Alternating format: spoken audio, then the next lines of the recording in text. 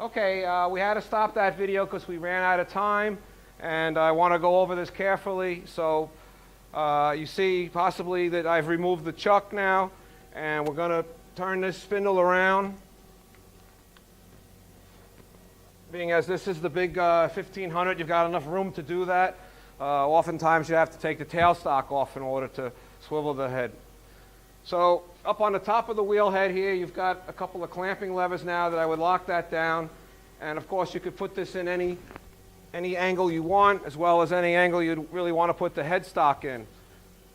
People use this machine in this fashion with a face grinding wheel, which is an accessory or an option on these machines. And I'm not going to lock it for now because I might want to turn it again. And of course this also has the option that it can go up and down, which they use for grinding certain kinds of tools and stuff like that. Not too oftenly done, but it can do it. So if you want to come over here a little closer with the camera, I'm going to show you something with the headstock.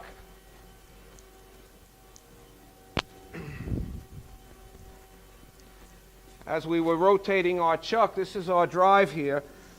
This allows the whole mechanism to turn with your Morse taper number 5 spindle. When you want to go to a dead center, you loosen this little lug here and move it up out of the way and tighten it again so that this can spin independently. And then there's a locking pin in the back here that will lock the spindle so it doesn't rotate.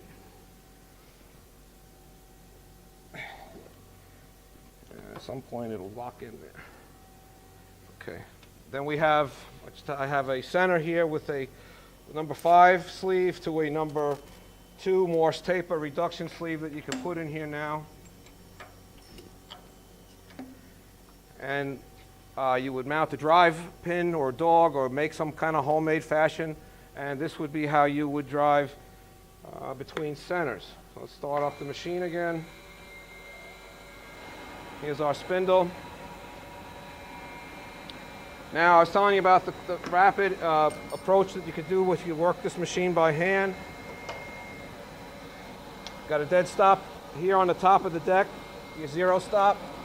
And in the high ratio, this brings this head in a lot quicker. I had it out far for the ID grinding. Now you want to put this back in. So this knob here, this selector here, allows you to select to work this by hand. As soon as you go into one of the automatic modes, there's an electronic clutch here that locks. You've got plunge and you've got traverse grinding with feeding on this side, and traverse grinding with feeding on that side, or traverse grinding with feeding on both sides. Or you can put it in a hand position where you can turn this by hand. You have a fine feed knob on the side of this for very fine adjustments. In the center here, you've got a ring collar that has a proximity switch to start your fine feed. So there's a lot of things going on with this hand wheel. I'll put it into automatic plunge.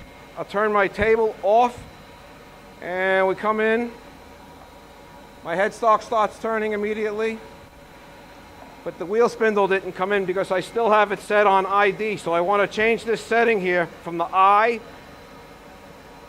to the A.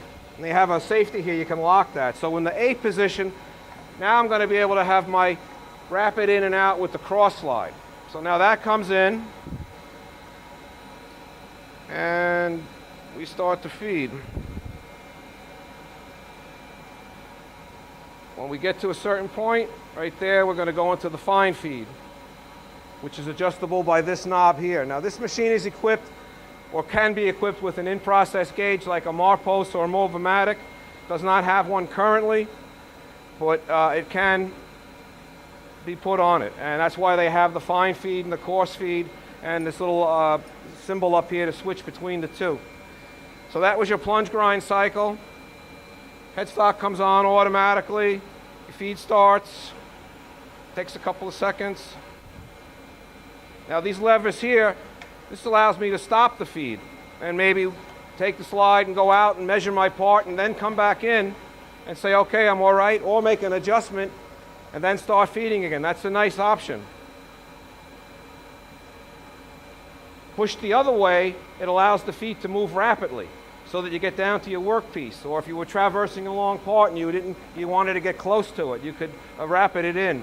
And this is a lock. This allows you to lock the hand wheel so it can't move.